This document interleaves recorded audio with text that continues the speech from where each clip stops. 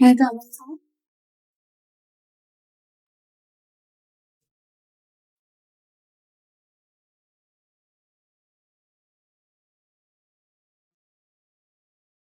बिना अपना नाम बताए और जिले का नाम बिना बताए हुए संक्षिप्त परिचय दिया अपना। सर, मैंने अपनी स्कूली शिक्षा जयपुर डिस्ट्रिक्ट से ही की है और मेरे जो 10th और 12th मैंने Brightland girls senior secondary school से की है। उसके बाद मैंने बीएससी की है स्टैटिस्टिक्स, ज्योग्राफी और इकोनॉमिक्स की। उसके बाद मैंने कॉम्पिटिटिव एग्जामिनेशंस की प्रेपरेशन स्टार्ट कर दी थी। तब मुझे थोड़ा इंटरेस्ट डेवलप हुआ पॉलिटिकल साइंस में, तो इसीलिए उसी के साथ मैंने डिस्टेंस लर्निंग प्रोग्राम से पॉलिटिकल साइंस में मास्टर्स किया है। 2023 में वो खत्म हुआ। आपने इग्नोर से है वो 2023 में एमए पॉलिटिकल साइंस से किया है। जी सर। तो पॉलिटिकल मुद्दे अभी कौन कौन से हैं चर्चा में चल रहे हैं?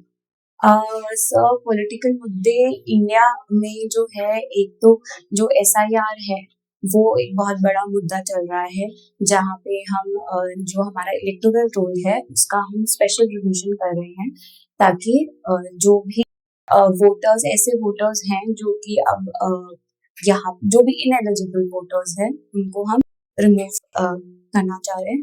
उसके अलावा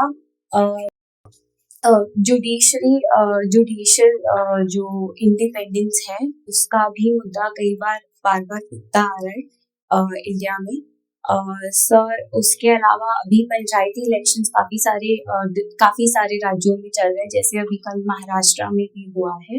उसके अलावा राजस्थान में भी अभी पंचायती राज इलेक्शंस आने वाले हैं।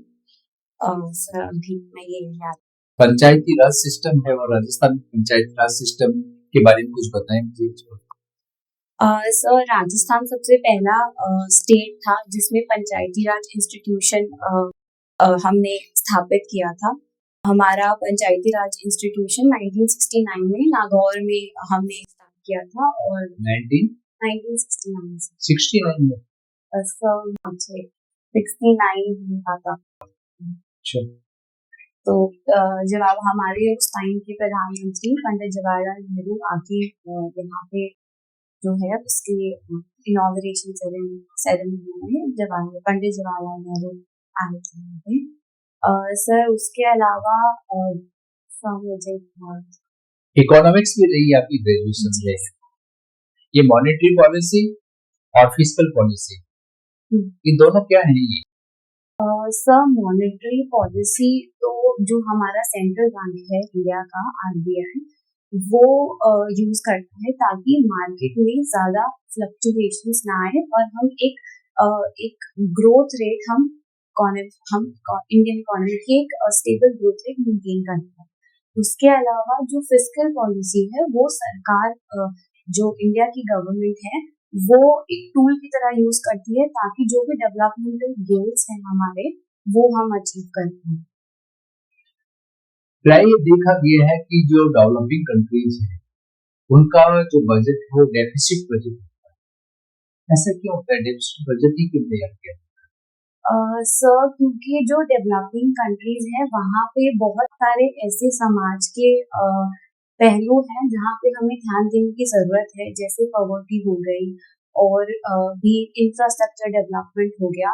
तो हमारे यहाँ पे डेवलपमेंट गैप बहुत ज्यादा होता है। इसकी वजह से सरकार को जो हम रेवेन्यू उनका जो जनरेट होता है उससे ज्यादा स्पेंड करना पड़ता है, ताकि हम ऐसे असेट्स जनरेट कर पाए जिससे फ्यूचर में हमें ग्रोथ देखने को मिले और सारे ही सेक्शंस को उसके बेनिफिट पहुंचे। अभी रिसेंट ये देख रहे हैं हम कि एक स्कीम थी, एक एक्ट था जिसको गवर्नमेंट ने है वो इसका नाम भी बदल दिया, वीपी जी राम जी, नरेगा की जगह है। कुछ राष्ट्र है वो इस एक्ट का विरोध कर रहे हैं, इस स्कीम का विरोध कर रहे हैं। उनका विरोध का क्या कारण है? सर, कई जो सोसाइटी के लोग, उनका ये कहना है कि स्कीम में कुछ मेजर परिवर्तन नहीं लाए गए हैं और कुछ राज्य इसलिए भी कर रहे हैं क्योंकि जो सेंटर का कंट्रीब्यूशन था स्कीम के अंदर वो अब थोड़ा सा कम कर दिया गया है, स्टेट्स का कंट्रीब्यूशन बढ़ा दिया गया है। इसी वजह से जो स्टेट का फिस्कल फैक्टर जो फिस्कल रेवेन्यू जो Deficits. नहीं सर, तो जो फिस्कल उनका फिस्कल उन पे प्रेशर पड़ेगा, जो हमारी ट्रेजरी हमारे एक्सचेकर पे प्रेशर पड़ेगा।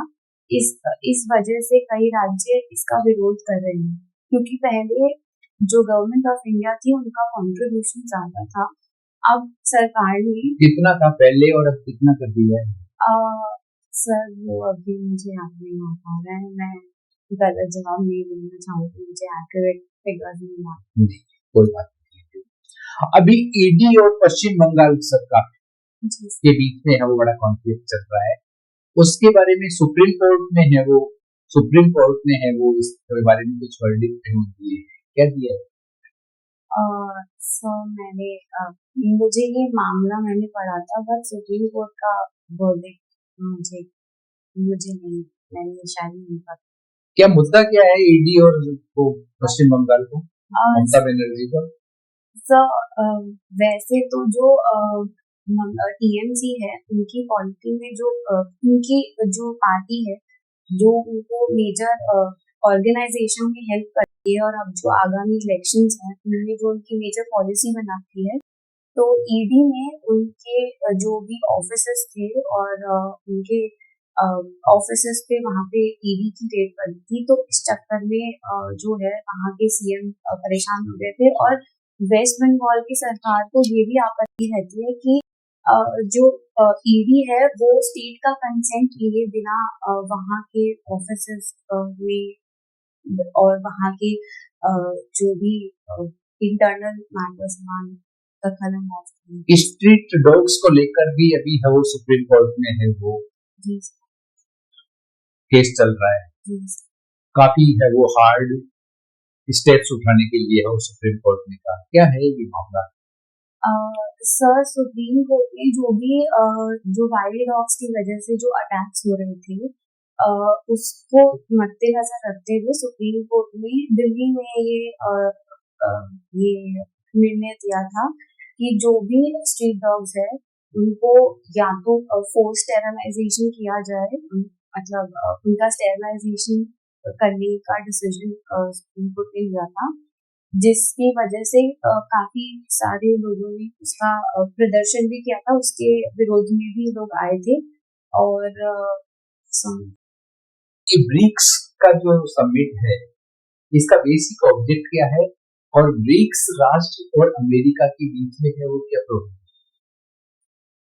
सर ब्रिक्स जो है वो डेवलपिंग कंट्रीज जैसे ब्राजील, रशिया, इंडिया, चाइना और साउथ अफ्रीका जो कंट्रीज है, उन्होंने साथ में आके एक इंस्टीट्यूशन बनाया। पहले ये सिर्फ एक शब्द, एक टर्मिनोलॉजी की तरह यूज होता था, बाद में ये हमारे रेगुलर लेवल पे एनुअल समिट होने लगे।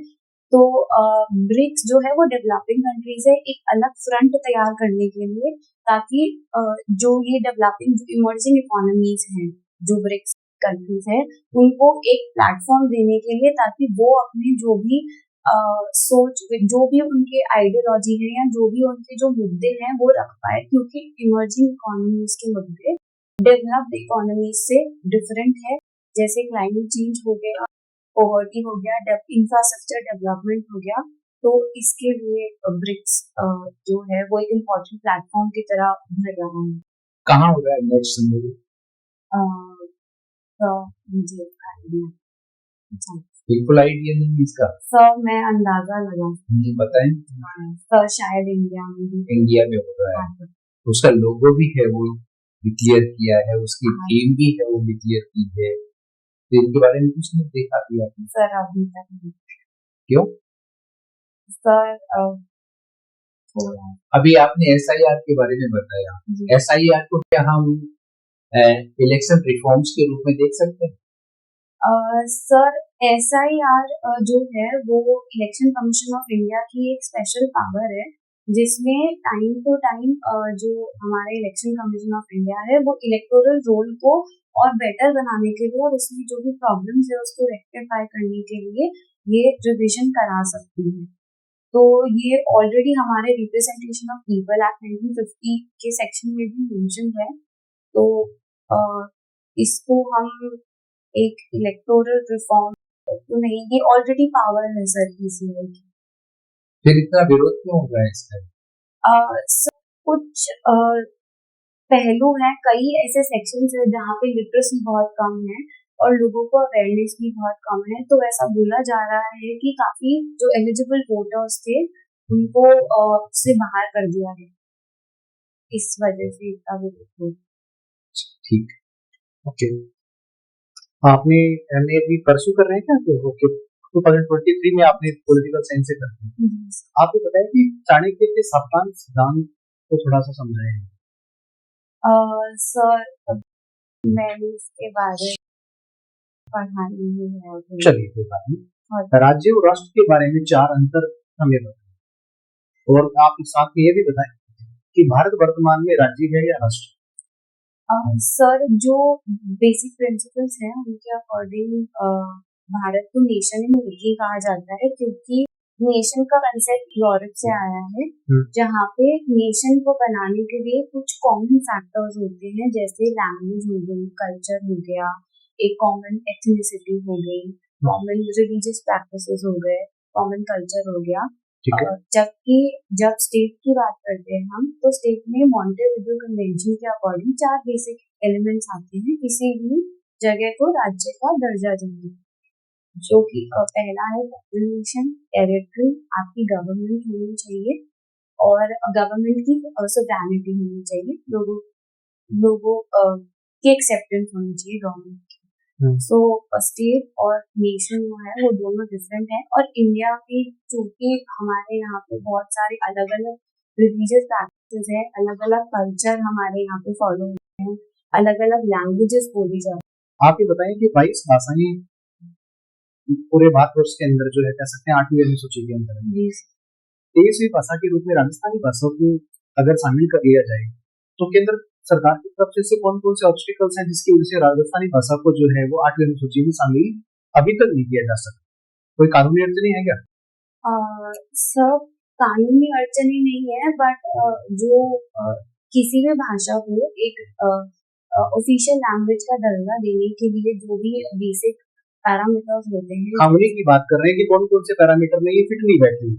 सर जैसे एक जो हमारी राजस्थानी लैंग्वेज है उसमें काफी सारे अलग अलग डायलेक्ट्स हैं, हर थोड़े थोड़े एरिया में जो है हमारे डायलेक्ट्स बदलते हैं। फिर एक लिपि जो है वो राजस्थानी लैंग्वेज की जो है वो फिक्स नहीं है, उसमें जो है यूनिफॉर्मिटी नहीं है। उसके अलावा सर जो भी लिटरेचर है उसमें, तो लिटरेचर तो काफी उपलब्ध है। नहीं सर, लिटरेचर उपलब्ध है, बट लिटरेचर में सर राजस्थानी भाषा का पहला महाकाव्य कौन सा था? आप ये बताएं कि आरबीआई एक चेकर के रूप में काम करता है बैंकर्स के, कैसे सकता है 3-4 प्रकार में? सर जो भी बैंक्स के पास एक्स्ट्रा अमाउंट होता है वो अपना आरबीआई के पास वो डिपॉजिट करा देते हैं, जिसके रिटर्न में उनको जो है एक स्पेसिफिक इंटरेस्ट रेट भी आरबीआई से मिलती है। उसके अलावा जो है बैंक्स को कभी भी जब भी लोन की जरूरत पड़ती है या कभी भी एक्स्ट्रा फंड्स की जरूरत पड़ती है तो वो आरबीआई से ले सकते हैं। आरबीआई अपनी मौद्रिक नीति की समीक्षा कितने दिन के बाद करती है? सर मुझे एक्यूरेट तो याद नहीं है, बट शायद हर 14 या 16 दिन। ओके, ऐसा आपका मानना है? सर ऐसा नहीं। ठीक है। अभी सेबी के अधिकारों में कुछ काफी जो बढ़ोतरी की हुई है, कौन कौन से? कुछ नवीनतम कुछ जिसके अंदर इंस्ट्रक्शन जोड़े गए हैं, आपको जानकारी नहीं है? चलिए आप ये संवैधानिक उपचारों के अधिकारों में परमादेश किसमें लागू होता है? आर्टिकल 32 संवैधानिक उपचारों का अधिकार उसमें 5 है।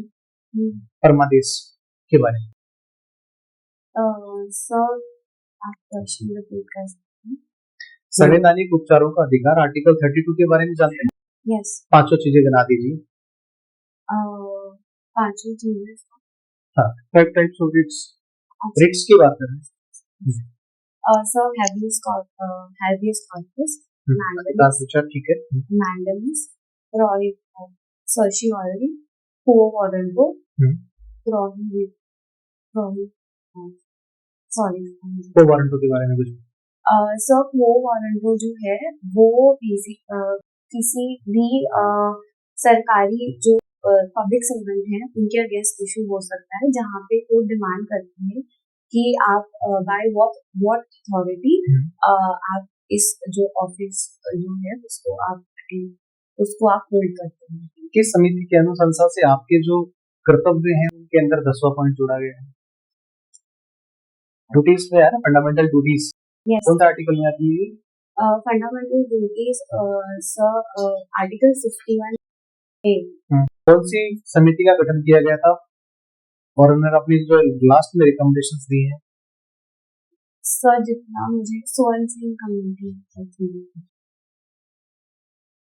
चलिए कोई बात नहीं। आपने ज्योग्राफी भी पढ़ी है? जी। ठीक है, आप ये बताएं जयपुर के अंदर मिनरल्स कहाँ निकाले जाते हैं?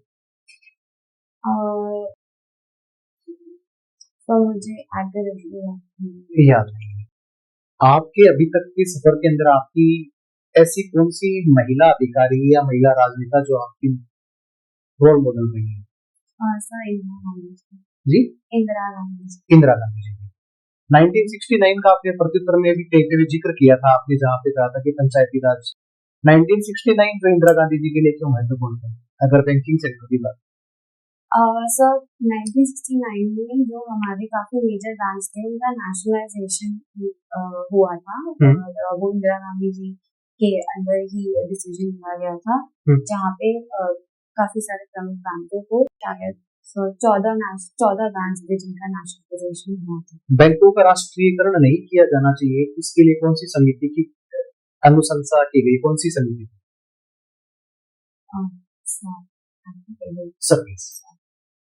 तारापुर समिति जाती।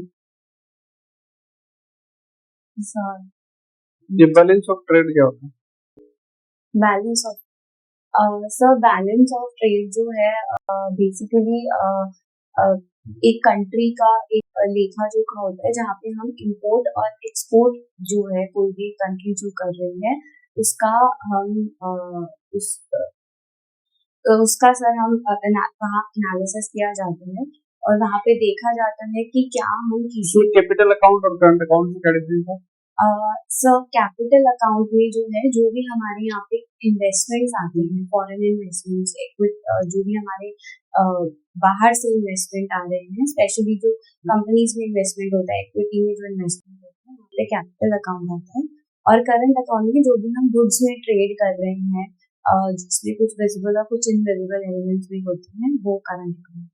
ठीक है, अभी जैसे बैंकिंग की बात आई तो बैंकिंग का जैसे अभी बैंकों का मर्जर करके बड़े बैंकों का निर्माण किया जाता है, इसके क्या बेनिफिट है? सर इससे जो कैपिटल सर जो भी एक चेकवर होगा एक पर्टिकुलर बैंक का वो स्ट्रॉन्ग होगा, उसके अलावा जो है वो बेटर सर्विसेज दे पाएंगे उनके कस्टमर्स को। इनिशियली सर थोड़ी सी प्रॉब्लम आती है लोगों को शिफ्ट करने में, वो जो मर्जर होता है तब, बट लॉन्ग टर्म में bank better capability better position में होता है, ताकि तो जब नंबर ऑफ बैंक्स की संख्या जब कम हो जाएगी चॉइसेस भी तो कम होंगी। जी सर, चॉइसेस तो कम होंगी ही, बट सर कई और फिर जैसे कोई बड़ा बैंक है, जैसे 2008 में यूएस में क्राइसिस आया था, इकोनॉमिक क्राइसिस, तो वहाँ एक बैंक फेल हो गया था, उसकी वजह से था। ऐसे ही यहाँ पे भी बैंक फेल हो जाएगा तो शॉक एब्जॉर्बर का काम कौन करेगा? सर शॉक एब्जॉर्बर का काम आरबीआई टाइम टू टाइम जो है बैंक्स की रिपोर्टिंग जो एनुअल रिपोर्टिंग होती है और उसके अलावा भी बहुत सारे तरीकों से आरबीआई जो है वो बैंक्स पे नजर रखती है ताकि जो है मेजर डिफॉल्ट ना हो कंट्री के अंदर। तो आरबीआई सर शॉक एब्जॉर्बर की तरह काम करती है। वही करते हैं। ठीक है, ये कंज्यूमर प्राइस इंडेक्स क्या था? सर कंज्यूमर प्राइस इंडेक्स के अंदर वो हम जो भी एक कस्टमर के लेवल पे जो इन्फ्लेशन हमें देखने को मिलती है, जो हम रोजमर्रा के कंजम्पशन के लेवल पे हम जो इन्फ्लेशन को मिलती है उसका बेस ईयर क्या है अभी उसका? सर बेस ईयर जो है उसका 2016 है। 2012। और अभी गवर्नमेंट चेंज कर रही है उसको, जी तो इसके क्या बेनिफिट होंगे? सर बेस ईयर एक इम्पॉर्टेंट रोल प्ले करता है जब हम जो इन्फ्लेशन की रेट्स निकालते हैं, तो आफ्टर कोविड और इनफैक्ट सर जो हमारा बेस ईयर है उसके बाद भी काफी चेंजेस हमारी इकोनॉमी में हमें देखने को मिले हैं। सो अगर बेस ईयर चेंज होता है तो हम एक बेटर पोजीशन में होंगे इकोनॉमी का, एक हम बेटर जो है एनालिसिस निकाल पाएंगे जिसके बेसिस पे सरकार फिर अपनी पॉलिसीज उसी अकॉर्डिंग और इनफैक्ट आरबीआई भी अपनी और जो पॉलिसी जैसे गुड्स और सर्विसेज का कंजम्पशन पैटर्न है, उस पे सब्सिडीज का क्या फर्क पड़ता है? इन्फ्लेशन जो है सर सब्सिडीज से ऐसा बोला जाता है कि इन्फ्लेशन बढ़ता है क्योंकि जो मनी सप्लाई है इकोनॉमी में वो बढ़ जाता है और उसकी वजह से जो है इन्फ्लेशन के चांसेस बढ़ते हैं सर। पर वो हमेशा सर ज्यादातर वो एक पॉजिटिव रोल भी प्ले करता है क्योंकि अगर हमारी डिमांड बढ़ेगी उसी के बेसिस पे इकोनॉमिक ग्रोथ भी बढ़ती तो फिर सब्सिडी बढ़ा देनी चाहिए सरकार को, कम क्यों बढ़ती है? सर सब्सिडी से फिर हमारी गवर्नमेंट के जो एक्सचेकर है उस पर भी काफी भार बढ़ता है और उसके साथ ही काफी लीकेजेस के चांसेस भी बढ़ जाते हैं पॉलिसीज के अंदर। इस वजह से सब्सिडीज बढ़ाने की जगह हमें सब्सिडीज का इफेक्टिव इम्प्लीमेंटेशन पे ध्यान देना चाहिए। ठीक है, COP30 कहाँ पे होगा? सर जो ग्लोबली एनवायरमेंटल मुद्दे कौन कौन से? सर अभी तो सबसे इम्पोर्टेंट मुद्दा है यूएस का जो ISA है, इंटरनेशनल सोलर अलायंस, उससे बाहर जाना, जिससे हमारा जो रेन्यूएबल एनर्जी की तरफ जो लगातार कंट्री 2015 से पेरिस डील के बाद से मूव कर रही थी, रेन्यूएबल एनर्जी को सपोर्ट कर रही थी, उसमें एक मेजर हमें एक चैलेंज देखने को मिलेगा क्योंकि जो भी मेजर इंटरनेशनल नहीं, ये तो एक ऑर्गेनाइजेशन है जो deal with a particular part of इसमें। तो अभी मुझे ये चाहिए कि एनवायरमेंटल मुद्दे हैं कौन कौन से? हाँ सर अभी तो जैसे हम अगर हमारे ही स्टेट से स्टार्ट करें तो अरावली की जो माइनिंग है वो एक मेजर एनवायरमेंटल मुद्दा भी है और एक वैसे भी एक वाइल्ड लाइफ के नजरिए से भी एक बड़ा मुद्दा है सर। उसके अलावा जो है एयर पोल्यूशन जिस रेट पे बढ़ रहा है, व्हीकलर जो पोल्यूशन बढ़ रहा है वो एक मेजर मुद्दा है। अलॉन्ग विद दैट सर जो मेल्टिंग ऑफ ग्लेशियर्स हो रहा है वो काफी ही स्पीड से अभी हो रहा है जिसकी वजह से जियो पॉलिटिकल इश्यूज भी काफी बढ़ गए हैं। जैसे ग्रीनलैंड का इशू अब इतना प्रोमिनेंट इसलिए हो गया है क्योंकि अब धीरे धीरे आर्कटिक की आइस मेल्ट हो रही है और ज्यादातर कंट्रीज अब चाह रही है ग्रीनलैंड पे अपना कब्जा जमाना चाह रहे। ठीक है, चलो आपने इस पे तो फोकस डाला। जो सामाजिक समस्याएं हैं राजस्थान की वो कौन कौन सी?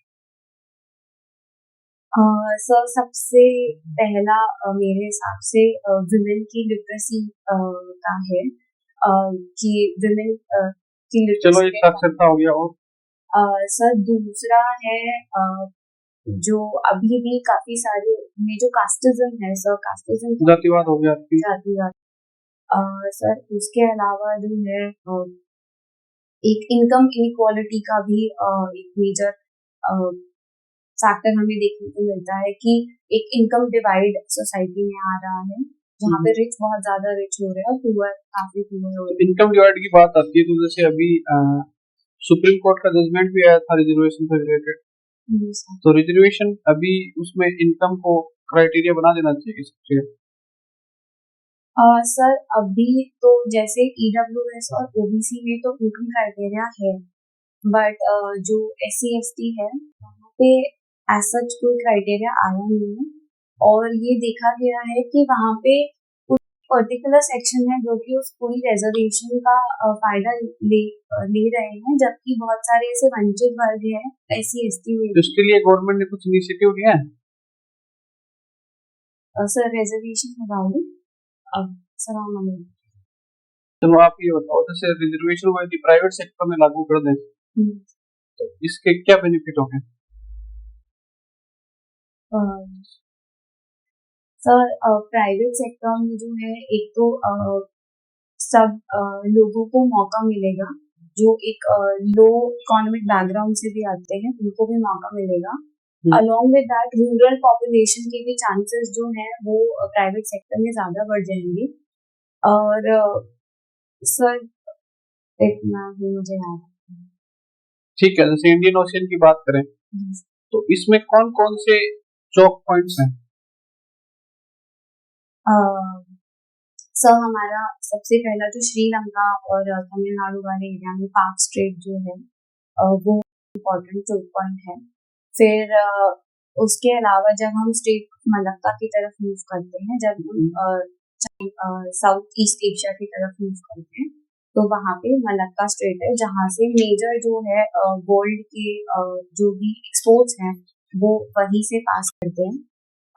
सर उसके अलावा अगर हम मिडिल ईस्ट की तरफ जाते हैं तो स्ट्रेट ऑफ हॉर्मुज हो गया, जहाँ पे काफी बार ये देखा भी गया है कि ईरान और मिडिल ईस्ट में कोई भी अनस्टेबिलिटी होती है तो डायरेक्ट इम्पैक्ट जो है वहीं पे पड़ता है। बस ठीक है, चलो लास्ट क्वेश्चन। जीडीपी का जो डेटा है उसके साथ क्या क्या इश्यूज हैं?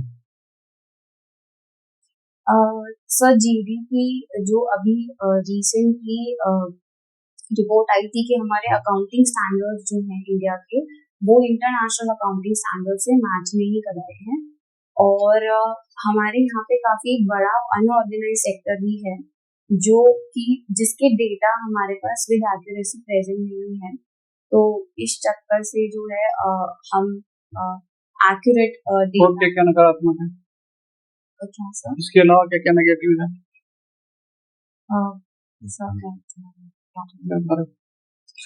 ये शारजिया बोर्ड कौन है, अभी क्यों चर्चा में है? सर एक मिनट वापस रिपीट करेंगे। शारजिया बोर्ड नहीं, रूस के है वो, यूएसए के राजदूत जिन्होंने भारत में अभी ज्वाइन किया है। भारत और अमेरिका के बीच है वो, यदि संबंधों पर आपको एक आ जाए कि इन पे 2 लाइन बताएं यहाँ पे, जो ऐसे क्या बताएं?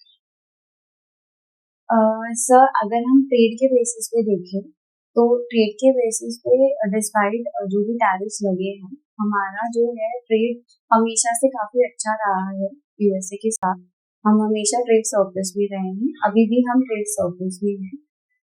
बट सर अगर जियो पॉलिटिकल इश्यूज में देखें तो ये देखा गया है कि अमेरिका अपनी पावर को बैलेंस करने के लिए, जैसे अफगानिस्तान में पावर बैलेंस करने के लिए वो थोड़ा पाकिस्तान की थोड़ा सा साइड लेते हैं, तो ये हमारे लिए कुछ काउंटर प्रोडक्टिव साबित होता है। ऑल्सो जो इंडिया की मल्टी अलाइनमेंट स्ट्रेटजी है, जहाँ हमारे नेशनल इंटरेस्ट को परस्यू करने के लिए अलग अलग कंट्रीज से, जैसे रशिया चाइना से, हम अपने नेशनल इंटरेस्ट के लिए हम अलाइन करते हैं, तो यूएस को उससे आपत्ति है, क्योंकि यूएस फुल अलाइनमेंट चाहता है और इंडिया अपने नेशनल इंटरेस्ट को देखते हुए मल्टी अलाइनमेंट को फॉलो करता है। But sir overall positive direction में ही रहा है हमेशा से इंडिया और यूएस का रिलेशन। बीच में कुछ डाउनफॉल्स आए भी हैं, बट ओवरऑल क्योंकि इंडिया इतनी बड़ा मार्केट है और इंडिया इतनी बड़ी इकोनॉमी है, तो हम आगे भी एक्सपेक्ट कर सकते हैं कि इंडिया और यूएस के रिलेशन स्ट्रॉन्ग हैं। ईरान कॉन्फ्लिक्ट क्या है और इसमें है वो अमेरिका क्यों हस्तक्षेप कर रहा है?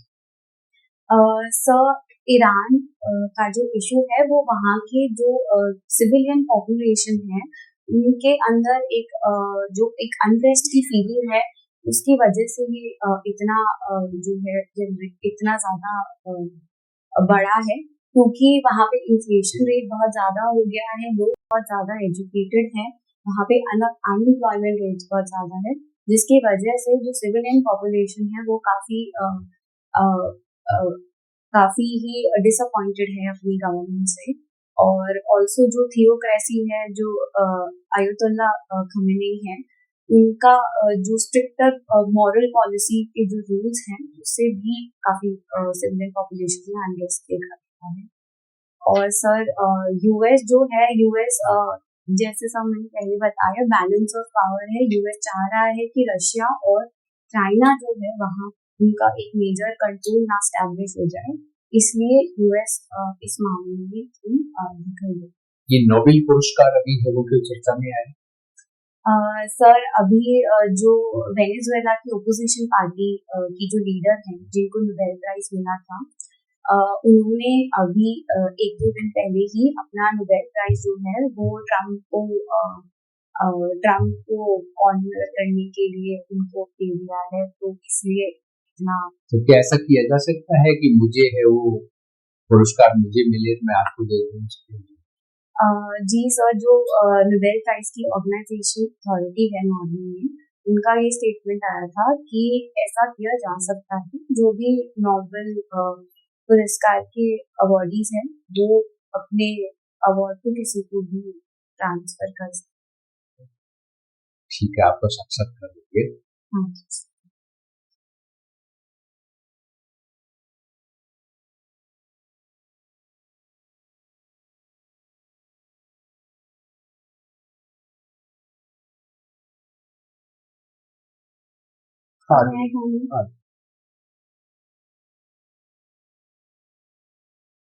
आपका फोर्थ अटेम्प्ट है ये?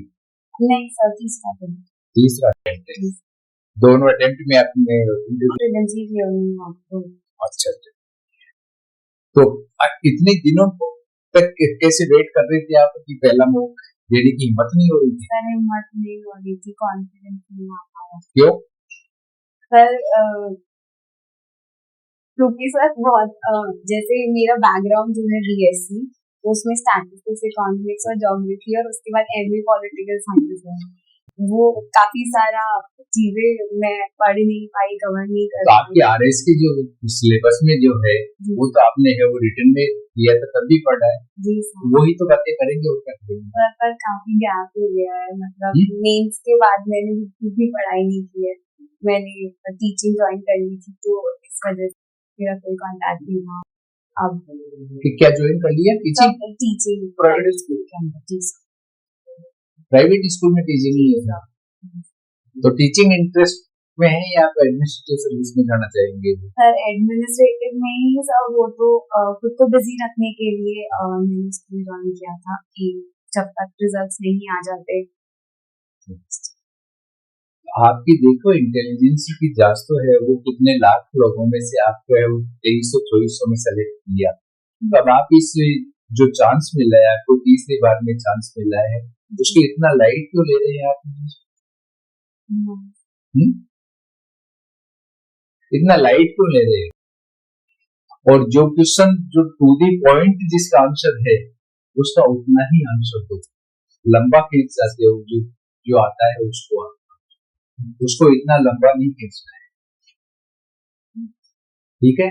और जैसे कुछ क्वेश्चंस नहीं आते हैं उसके लिए आप मना कर रहे हैं, बहुत अच्छी बात है, मना कर दिया आपने, उस क्वेश्चन को बोर्ड छोड़ देता है कि ठीक है इस सब्जेक्ट में आपसे नहीं बात करें, लेकिन जिस भी क्वेश्चन का जवाब दें उसका जवाब है बिल्कुल बैलेंस टू द पॉइंट होना चाहिए। और तैयारी करो आप, जो विमेन एम्पावरमेंट पे आपकी बात हो सकती है, जो पॉलिटिकल जो इश्यूज चल रहे हैं उन पे बात हो सकती है, डिटेल में बात हो सकती है। इग्नो से पॉलिटिकल साइंस के जो उसमें तो काफी डीप तक है वो समझाया जाता है, लैंग्वेज भी उसकी है वो काफी हार्ड होती है, तो ये तैयारी करो आप, जो क्यों इस मौके को अब आप इतना लाइट ले रखा है आपने? न्यूज़पेपर्स हैं वो डेली पढ़ो, एडिटोरियल जो पेज आ रहे हैं आजकल जो, उसमें बहुत आईआर के इश्यूज हैं वो सारे क्लियर हो जाएंगे आपके जो, तो ये चीजें आप जो पढ़ो, आपके तीन चीजें हो गई, इकोनॉमिक्स हो गई, पॉलिटिकल साइंस हो गई और स्टैटिक्स हो गई, स्टडीज को तो अपनी बात ही नहीं। सर मुझे किसी ने बोला था कि जो लास्ट जो भी आपका होता है, जैसे मेरा लास्ट जो आप करते हो पॉलिटिकल साइंस में मास्टर, वहाँ ये कुछ नहीं होता है, वहाँ किस मुद्दे पर आपसे बात कर ली, आपके सब्जेक्ट को टच ही नहीं किया, सारा है वो करंट जो चल रहा है उस पे IR इशू चल रहे हैं उन पे कर लिया, तो वहाँ उनके सामने फाउंडेशन थोड़ी है कोई, वो तो कोई किसी भी टॉपिक को ले लेंगे आपसे। तो ब्रिक्स का भी है वो भारत है वो उसकी मेजबानी कर रहा है, हमारे विदेश मंत्री ने इसका लोगो थीम है वो जारी किया है, सब पेपरों में आया है, आपने पेपर नहीं पढ़ा इसका मतलब? सर पढ़ा था पर 2-3 दिन से आ रहा है ये तो। और ब्रिक्स राष्ट्रों से चाहे वो US से है, वो क्या कॉन्फ्लिक्ट है दोनों के बीच में, क्या कारण मानते हैं यहाँ पे, जो ईरान संकट के बारे में आ रहा है, भारत और बांग्लादेश के संबंधों के बारे में खूब आ रहा है, मणिपुर क्राइसिस है वो इतने लंबे समय से चल रहा है उसके बारे में रोज आ रहा है, तो किसी भी मुद्दे पर आप जो है वो बात कर सकते हैं वहाँ पे। तो इन चीजों की अच्छी तरीके से तैयारी, अभी तैयारी की आवश्यकता है आपको, ठीक है, और किसी भी रूप में नर्वस नहीं होना है। बहुत अच्छा है, फर्स्ट मॉक के हिसाब से आपका बहुत अच्छा मॉक है, कई तो बिल्कुल रोने लग जाते हैं या फिर सीट पे बैठ के, क्योंकि कॉन्फिडेंस नहीं बढ़ता उनका है और डर लगता है, ये तो फियर है, वो किसी को भी बैठा दो ऐसी चेयर पे उसकी भी स्थिति ऐसी है, फर्स्ट टाइम जैसी आपकी है, आपसे भी ज्यादा खराब है। तो फर्स्ट मॉक के हिसाब से बहुत अच्छा मॉक है और तैयारी हो करो, इससे कॉन्फिडेंस और बढ़ेगा। पॉइंट में आंसर पॉइंट्स में आंसर तैयार करो जिससे अपने आप कॉन्फिडेंस अपने आप। वैसे इंडिया US वाला सर ने पूछा तो उसमें आप ट्रेड पे घुमा दिया, 2 मिनट भी लगे। मैं वही तो बता रहा हूँ कि आप जो आ रहा है ना उसको काफी डिटेल खींच रहे हो, इतना नहीं सुन रहे, वो तो एक लाइन में ही कंक्लूड कर लेते हैं कि इसके बारे में इनकी फंडिंग क्लियर है, या फिर आप जो अपने तर्क दिए जा रहे हैं, सीधा टैरिफ है, चुनरी विद्या है, जेनेरिक दवाइयां हैं, ये सारी सब ऐसे लिस्ट बना के ये आप तैयार कर लो, कुछ मैंने लिखे तो थोड़ा सा आप ज्यादा देखिए। सर जो फैक्ट्स है वो थोड़े मुझे याद नहीं रहते, तो मैं उसमें गड़बड़। आप ऐसा मत सोचो कि याद नहीं रहते सर, मैं करती हूँ गड़बड़। जोर जोर से बोल के करो, जोर जोर से बोल के याद करो अपने आप, है ना, बिल्कुल ये याद रहेंगी। और अपने आप में किसी भी पॉइंट पे, किसी भी कोने पे किसी से कमजोर मत मानो, ये हमारी वीकनेस खुद की होती है कि हम दूसरे की तुलना में बहुत कंपेयर कर लेते हैं और फिर सोचने लगते हैं कि उसने तो इतनी तैयारी कर रखी है, इतने दिनों से तैयारी कर रहे हैं, इतने वो कर रहे हैं, कुछ नहीं कि मैं सबसे बेस्ट करूंगी, ये कॉन्फिडेंस अपने आप पे डेवलप करो, सब कुछ याद है। सर बॉडी लैंग्वेज और लैंग्वेज उसमें कहीं कोई दिक्कत नहीं, उसमें कहीं कोई फैक्ट्स और डेटा पे काम करना है, करंट अफेयर्स। सर जो इकोनॉमिक्स है उसमें जो थ्योरी वाला पार्ट है या पॉलिटिकल साइंस में जो थ्योरी वाला पार्ट है, तो उसमें जैसे काफी डेप्थ है, तो कितना मतलब देखो जिस चीज को तैयार करो उसकी पूरी डेप्थ तक जाओ, है ना, जो RSC सिलेबस तक में जो है ना उसकी डेप्थ तक जाओ, क्योंकि एक क्वेश्चन के आंसर से ही दूसरा क्वेश्चन पड़ता है, तो उसको डेप्थ तक ले जाओ, तो वो उसी चीज को जज करते हैं। तो थोड़ा सा स्माइल तो फेस में तो किसी तरह की कोई ज्यादा स्ट्रेस नजर नहीं आ रहा था, मन में फियर है वो ज्यादा है आपके, तैयारी हो जाएगी, अभी डेट नहीं आई, आप ज्यादा इंतजार मत करना कि डेट आए उस वक्त शुरू करेंगे, अभी से शुरू करो, और फिर हम 7 दिन तक लगातार है वो तैयारी करने के बाद में मौक देते, 3-4 दिन में कोई मौक देते हैं, और जो भी IR की इश्यू चल रहे हैं, जो करंट इश्यू चल रहे हैं उनको ठीक है तैयारी करो। Thank you sir.